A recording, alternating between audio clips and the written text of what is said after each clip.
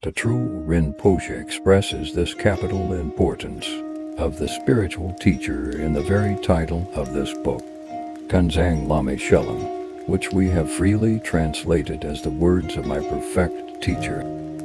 Kunzang means everywhere perfect or always perfect.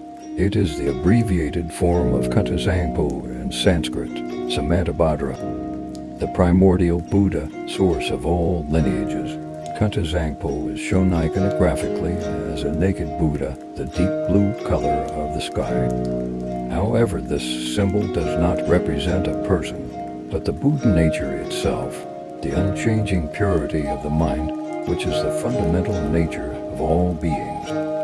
Normally this nature is hidden, and it is the teacher who has realized it himself who can lead us to discover it within ourselves, in all its glorious nakedness.